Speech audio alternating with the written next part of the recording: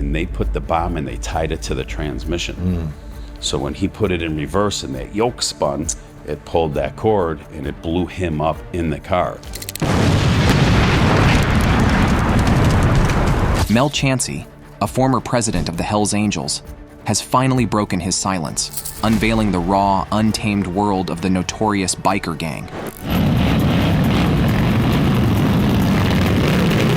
A violent brotherhood bound by blood and an ironclad code. Chancey's revelations pull you deep into the outlaw life, where loyalty is law, and breaking the code could cost you everything. This is the wild code of the infamous Hells Angels biker gang. Number 14. No child molesters or rapists. The Hells Angels, one of the most infamous motorcycle clubs in the world, carries with it a reputation that often conjures images of lawlessness and rebellion. Yet, behind the tough exterior and the gritty tales spun by TV shows and movies, there exists a strict code of conduct that separates myth from reality. Among their most unyielding rules is an absolute ban on child molesters and rapists. This code isn't just a guideline, but a deeply ingrained principle that reflects the club's internal values. Despite the Hells Angels' often questionable and criminalized reputation, their disdain for these heinous crimes is unequivocal. It's a boundary that even the roughest of members will not cross, and anyone found guilty of such acts is not welcome in the club. The message is clear. Certain lines are never to be crossed, no matter the lifestyle one leads. Beyond the club's dark and rebellious image, there's another side that often goes unnoticed. Each year, the Hells Angels participate in toy drives, collecting and donating gifts to children in need during the holiday season. These events, hosted by various chapters across the country, showcase a commitment to community and charity, juxtaposing their notorious image with acts of kindness. This blend of strict internal codes and community service paints a more complex picture of the Hells Angels. They're a group bound by loyalty, respect, and a strict moral code that, well, and we're all, like, in due respect, I guess we're enamored with, while different from mainstream society, enforces a zero-tolerance policy toward the most despicable crimes. Number 13. No women as full members. The Hells Angels operates under a strict code that emphasizes brotherhood and loyalty among its members. One of the most intriguing aspects of this code is the exclusion of women from becoming full-fledged members. The club defines itself as a brotherhood, which means that only men are permitted to wear the iconic death head insignia on their backs. This rule is deeply ingrained in the club's culture and is a cornerstone of its identity. However, the exclusion of women from official membership does not mean that they are absent from the world of the Hells Angels. On the contrary, women play significant roles within the club's ecosystem. Many members are married or have long-term partners who are deeply integrated into the biker lifestyle. Oh, it's tails, south. South of the beat. South of the beat. These women are expected to understand and accept the demands of the club, which often includes life on the road and a commitment to the group that rivals, if not surpasses, traditional family ties. Though women may not wear the death head patch or attend all club meetings, they are far from passive observers. In the early days of the Hells Angels, women even wore patches to increase the visibility of the insignia, helping to establish the club's presence in the biker world. While they are not privy to the inner workings of the club, they are allowed to be present at the clubhouse, especially if they are the wives or girlfriends of members. This involvement extends beyond mere companionship. Women in the Hells Angels community are often entrusted with critical tasks. According to reports, some women have served as intelligence gatherers, spying on law enforcement agencies and rival gangs to provide valuable information to the club. Number 12.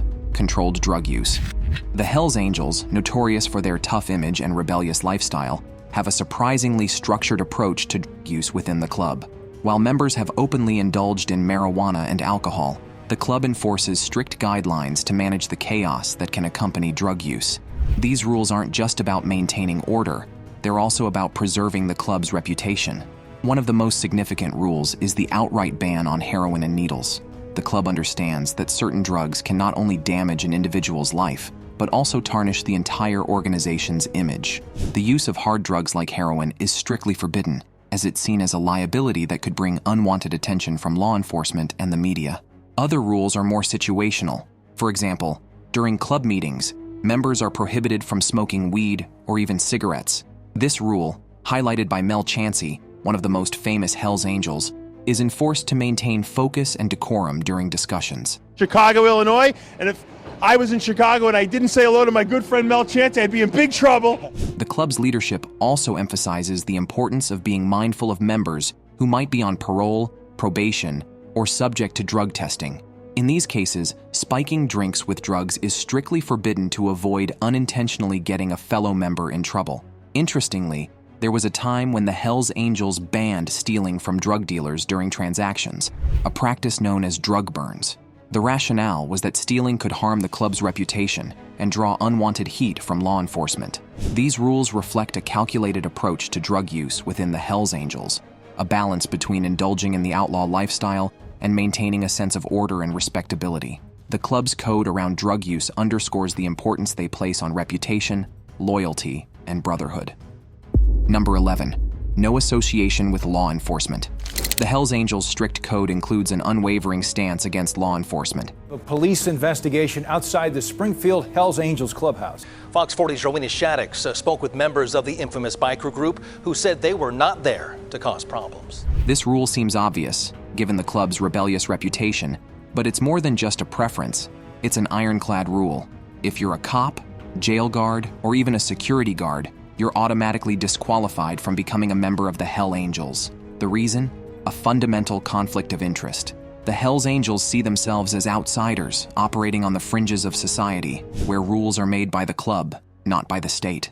Allowing anyone with ties to law enforcement into their ranks would compromise their tight-knit, secretive community. This code isn't just about maintaining loyalty, it's about protecting the club's operations, which often skirt the boundaries of legality. Despite their notorious reputation and frequent run-ins with the law, the Hells Angels aren't universally classified as a criminal organization. In the United States, law enforcement agencies often view them as such, leading to constant surveillance, raids, and legal battles. For example, the Hells Angels Motorcycle Club on Messer Street in Providence was the subject of a massive raid that led to the local chapter president facing court proceedings. The tension between the club and the authorities is palpable, with both sides locked in a continuous struggle. Interestingly, in places like British Columbia, Canada, the Hells Angels have not been officially designated as a criminal organization, despite frequent police raids on their clubhouses. This paradox highlights the complex relationship between the club and society, where they're seen both as dangerous outlaws and misunderstood rebels. The Hells Angels' refusal to allow law enforcement in their ranks is a stance that has fueled their infamy and kept them at the center of both fascination and fear for decades. Number 10. No tolerance for informants. The notorious Hells Angels have a strict code that forbids any form of betrayal, particularly snitching or informing on fellow members. This code is not just a rule, it's a defining principle that separates the committed from the untrustworthy. The club's disdain for informants is so deeply ingrained that those who leak any information about the club's private business to law enforcement are not only despised, but also considered the ultimate traitors. In his book Hell to Pay, George Christie, a former Hells Angel, emphasizes that the club goes to great lengths to protect itself from informants. But how important is that? How important it is? If you're going to be a club, it's real important. This includes a strict prohibition against anyone with a history of cooperating with law enforcement from ever becoming a member. The reason is simple. To maintain the integrity of the brotherhood, the club must ensure that only those who are unwavering in their loyalty are allowed to join. Sonny Barger, one of the most well-known figures in the Hells Angels, notorious biker gangs, has died. Sonny Barger was the founding member of the Hells Angels Oakland chapter. doesn't hold back when describing informants. In his book, he paints a picture of these individuals as loud-mouthed bullies who talk tough and proclaim their undying loyalty to the club until they find themselves in trouble. When faced with the prospect of prison or other legal consequences, these so-called brothers often choose to betray the very people they once called family. Barger writes that these informants rat on their brothers to save their own skins, highlighting the hypocrisy and cowardice that the club cannot tolerate. For the Hells Angels, brotherhood and loyalty are sacred. The bond between members is forged through shared experiences, mutual respect, and an understanding that they are part of something larger than themselves. When someone breaks this bond by informing on the club, they are not just betraying individual members. They are undermining the very foundation of the Hells Angels. Barger sums it up succinctly. A rat is the true enemy. The consequences for those who betray the club can be severe. One such case is that of Jim, a Hells Angels member who informed on the club for years. Facing a return to prison, Jim chose to hang himself rather than endure the consequences of his betrayal. His tragic end serves as a stark reminder of the heavy price of breaking the Hells Angels code. For the club, there is no forgiveness for informants, only the harsh reality that betrayal will not go unpunished. Number 9. Lifelong commitment. The Bikers Club, renowned for its rebellious spirit and fierce loyalty, operates on a code of commitment that is both rigorous and unyielding. Central to the Hell Angels code of lifelong commitment is a lengthy initiation process designed to filter out all but the most devoted individuals. This extended initiation serves a dual purpose. It ensures that only the most dedicated individuals are accepted, and it protects the gang from infiltration by law enforcement. The Hells Angels are acutely aware of the challenges faced by outsiders trying to keep pace with their lifestyle, which adds an extra layer of security to their ranks. For those who complete the demanding initiation and become full patch members, the commitment is lifelong. The Hells Angels expect their members to remain active throughout their lives. This enduring commitment is reflected in the rituals surrounding death within the club. When a member dies, their chapter gathers to honor and remember them. Historically, the Hells Angels have faced mockery for their elaborate funeral processions, as detailed in Sonny Barger's book, Hells Angels. Yet this practice highlights the respect and loyalty that members have for one another. However, not all separations from the club are voluntary. Some members, faced with legal issues or violations of gang rules, have been expelled. For some, being kicked out was not enough of a punishment. They chose to have their Hells Angels tattoos burned off as a sign of their severed ties. Number 8. Hierarchy and order during rides. The Hells Angels Motorcycle Club is more than just a collection of motorcycle enthusiasts. It's a well-organized, hierarchical group with a strict chain of command that governs their rides and operations. When the Angels hit the road, their formation reflects a paramilitary precision that speaks volumes about their internal structure and camaraderie. At the top of this hierarchy is the chapter president, who leads the pack and rides at the front, demonstrating both leadership and bravery. This position is crucial as it places the president in the most visible and potentially dangerous spot, underlining their role as the primary leader. Directly following the president is the vice president, who is second in command and rides just behind, ready to assume leadership if necessary. Next in line is the road captain, responsible for navigating and setting the pace of the ride. This role ensures the group's journey is smooth and strategically planned, keeping the convoy on track. Following the road, captain is the sergeant-at-arms, who manages the club's defense and enforces order within the group. Their position underscores their role in maintaining discipline and security during rides. Beyond these officers, the order becomes less formal. As described by Mel Chancey, once the initial 10 positions are taken, I probably should have never, been in that lifestyle to start with, but I was. the rest of the pack falls into a more chaotic formation. This section of the ride is less about strict order and more about individual positioning and maneuvering, where the remaining members jockey for position and speed. Prospects, those who are still in the probationary phase of membership, are always placed at the back of the pack. This not only signifies their junior status, but also allows them to prove their dedication and reliability to the club. Despite this seemingly chaotic arrangement, the Hells Angels maintain a strong sense of unity. They adhere to a rule that no member should be left behind. If a biker is pulled over by law enforcement or encounters mechanical issues, the entire group will pull over together, ensuring that every member is supported and none are abandoned. This blend of strict hierarchy and unyielding loyalty reflects the core values of the Hells Angels. Their rides, while structured, embody the essence of brotherhood and the shared commitment to their collective identity. Number 7. Secrecy and silence. In the world of the Hells Angels, secrecy isn't just a matter of preference, it's a core principle. The Notorious Motorcycle Club is famous for its tight-knit structure and its staunch adherence to a code of silence, particularly when it comes to illegal activities. Club meetings, which are pivotal for discussing organizational matters, religiously avoid any mention of unlawful behavior. This intentional omission is not merely for show. It's a strategic measure designed to shield the club from legal scrutiny and to maintain its internal cohesion. George Christie, a former member and an insider into the club's operations, has shed light on why such strict confidentiality is observed. According to Christie, the the Hells Angels do not see themselves as a criminal enterprise. This is my story and I want to tell it my way. I'm just a guy that, after 40 years, decided to make a change in his life. However, they acknowledge that some of their members may be involved in illicit activities. Despite this, the club's official discussions are meticulously sanitized to avoid any direct connection to criminal acts. The underlying reason for this approach is to prevent any information from reaching the authorities that could tarnish the group's collective image or be used against them in legal contexts. Law enforcement agencies often classify the Hells Angels as a criminal organization, a label Christie argues is applied for convenience. It's easier for the police to target the group as a whole rather than sift through individual cases of alleged criminal activity. This broad brush approach makes the Hells Angels particularly challenging to infiltrate. The club's complex internal structure, combined with strict entry requirements and rules governing behavior and communication, erects formidable barriers against law enforcement efforts. The hierarchy within the club is structured to ensure that sensitive information is tightly controlled and that any potential leaks are swiftly dealt with. Number 6. Dress code and insignia.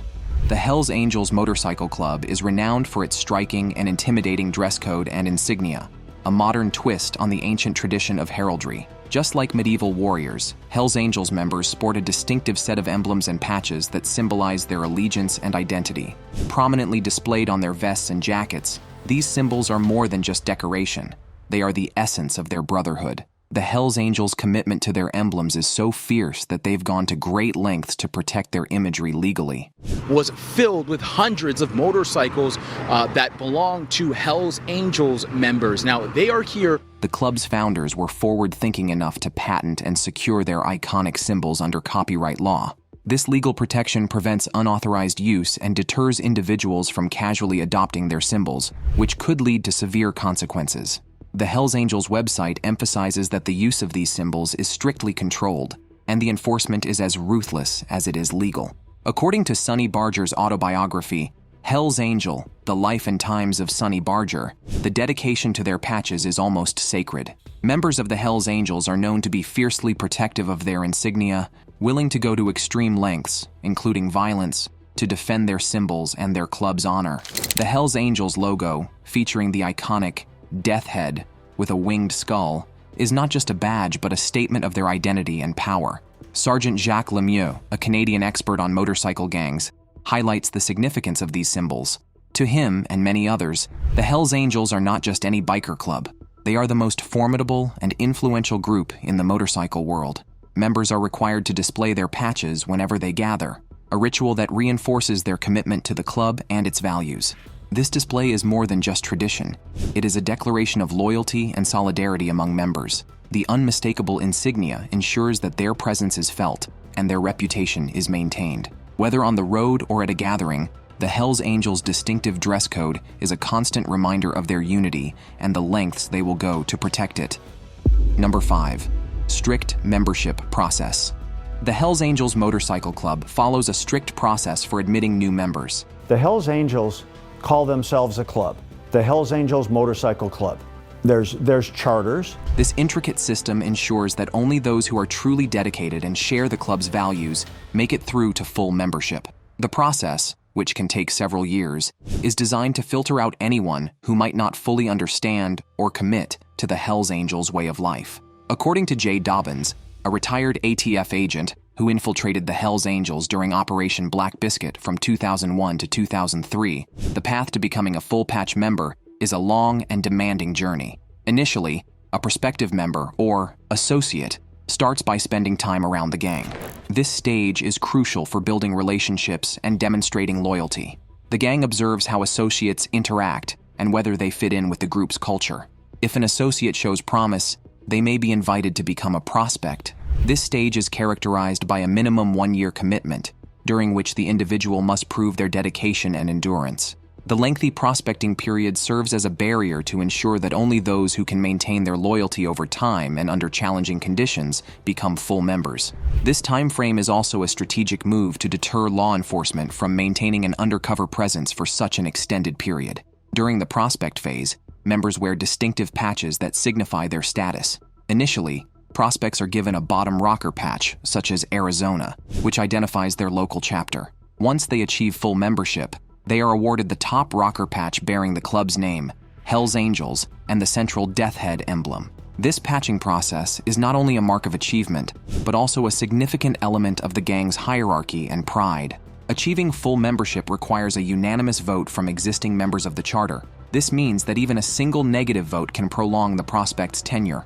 This unanimity requirement emphasizes the club's emphasis on absolute trust and alignment with its values. Prospects must also meet various prerequisites, such as owning a specific type of motorcycle and demonstrating the ability to ride it under all conditions. Even after a member is officially welcomed into the Hells Angels, the patches they wear are still considered the property of the club, not the individual. If a member decides to leave or is removed from the club, they are required to return their patches to the Hells Angels. Membership also comes with financial responsibilities. Members must pay dues and attend essential club meetings and motorcycle events. These key meetings, often called church, are usually held at the club's headquarters or a member's home. Back in 1978, members had to contribute $20 each month to their local chapter and another $10 to the state chapter. This money supports various club activities, including motorcycle runs, funerals, and travel expenses for club officers attending state and national gatherings. After a certain length of time, long-standing members might be exempt from paying dues. The club's website captures its exclusive nature with a warning: if you have to ask, you will probably not understand the answer. This cryptic message reinforces the idea that the Hells Angels value discretion and commitment, welcoming only those who are truly dedicated to their way of life. Number 4. Loyalty to the club. In the world of motorcycle clubs, few have a reputation as fierce and mysterious as the Hells Angels. At the core of their unbreakable bond lies a secret code that underpins their very existence: loyalty to the club. For members of this notorious outlaw motorcycle gang, loyalty is not merely a virtue, it's a binding contract that demands unwavering support, even at the risk of violence and bloodshed. Expected to be highly visible, and police will assess any potential threat to public safety on a case-by-case basis. Hells Angels President George Christie, who shared his experiences in a History Channel docuseries, emphasized the significance of this principle. According to Christie, the primary rule of the Hells Angels Code is simple but profound: always back your brothers. This rule is not just about friendship or brotherhood, it's about a fierce, often ruthless commitment to protect and support fellow members, regardless of the consequences. Christie's understanding of this code was forged in the crucible of an intense test back in 1976, a pivotal moment before he even became a full-fledged member of the Los Angeles chapter. As a prospect, he found himself in a trial designed to gauge his loyalty and resolve. The test came when a troublesome outsider angered the club's president, known as Old Man John. John's reaction was swift and violent. He struck the outsider repeatedly and brandished a knife, threatening to cut the man's throat. Throughout this confrontation, John's eyes were fixed on Christie. He wasn't merely dealing with the outsider. He was evaluating Christie's readiness to back his actions, no matter how brutal. In this moment of high tension, Christie stood firm, his demeanor reflecting complete solidarity with the president's decision. His willingness to support John's aggressive actions was a crucial factor in his acceptance into the club. Ultimately, John deemed Christie's loyalty genuine and, satisfied with his response, expelled the imposter by cutting off his jacket and kicking him out of the bar. This episode highlights how the Hells Angels code of loyalty operates at a profound level. It's a commitment that demands more than just verbal support. It requires action and resolve, even in the face of potentially violent situations. For the Hells Angels, the code of loyalty is not just a guideline, but a cornerstone of their identity and survival, ensuring that each member can count on the others, no matter the peril. Number 3, no media engagement. This policy of no media engagement isn't just a formality for the Hells Angels, it's a cornerstone of the club's operations. In due respect, I guess we're enamored with, your world and the world of other bike clubs that deeply embedded in its culture. The Hells Angels are known for their strict code of secrecy, and this rule serves multiple purposes. Primarily, it acts as a shield against the distortion and sensationalism often perpetrated by the media. In an era where headlines can be crafted to fit any narrative, the Hells Angels are wary of how their words might be twisted or misrepresented. Speaking to journalists or reporters could result in misquotes, taken out of context statements, or sensationalized stories that do not reflect the reality of their operations or values. This wariness is rooted in a desire to maintain control over their own image and prevent unauthorized narratives that might jeopardize the club's integrity. Moreover, the rule underscores a more internal concern: the protection of their operations and members. By restricting media access, the Hells Angels ensure that only those with legitimate authority within the club can speak on its behalf. This policy is crucial in maintaining a unified and secure front, minimizing the risk of individuals inadvertently or intentionally revealing sensitive information. Number 2. Hells Angels symbols. The iconic Death's Head logo and the Hell Angels name are not just decorations, they're sacred emblems, fiercely guarded by the club's members. To the Hell Angels, these symbols represent more than just membership. They'll stop, or should we be ready to go and just take off after them? Because they did say if we could keep up. They embody a brotherhood forged in loyalty, toughness, and a shared outlaw spirit. To outsiders, the patches worn by Hells Angels members might seem like mere fashion statements or collectibles, but within the club, these insignia are earned through years of dedication and unwavering commitment. Full membership is the only way to legally wear the Death's Head patch or display the club's name. It's not something that can be bought or casually adorned. The process of earning these patches is grueling, often taking years of proving oneself worthy of the honor. This rigorous journey is what makes the symbols so meaningful to those who wear them. The exclusivity of the Hells Angels symbols is not just a matter of tradition, it's also a matter of legal and physical protection. The club has a zero-tolerance policy toward unauthorized use of its insignia. If a member spots someone sporting a Hells Angels patch without permission, the consequences can be severe and immediate.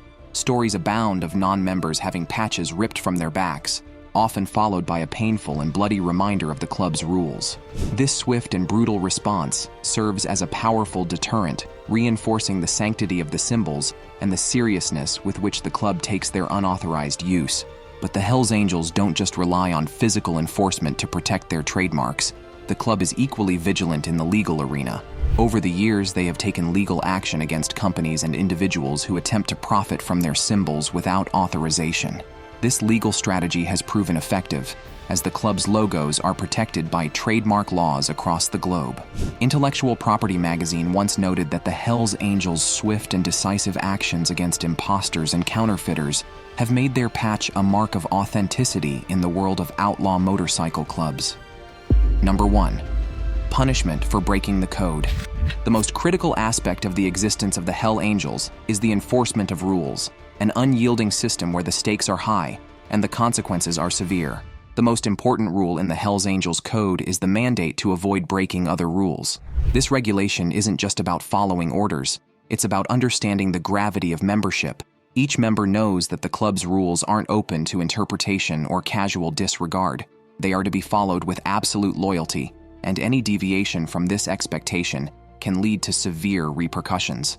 The consequences of rule breaking within the Hells Angels are notoriously harsh, and they are intended to serve as a deterrent to ensure the integrity and unity of the club. The severity of the punishment is often proportional to the rule broken and the extent of the violation. Minor infractions might be met with a stern warning or a fine, but serious breaches can lead to far more brutal consequences. One of the most feared penalties is the forced removal of tattoos. The Hells Angels tattoos are sacred symbols of membership, pride, and identity. To have these tattoos removed, especially by burning, is not only painful, but also a public denouncement of the individual's status within the club. It's a mark of shame, a painful and permanent reminder of their transgression. This punishment serves both as a deterrent to others and as a method of erasing the bond between the violator and the club. On the front scene or whatever, but when the chips got... In some cases, the punishment for breaking the rules is expulsion from the club. Being cast out of the Hells Angels is a fate worse than most, as it involves complete severance from the brotherhood.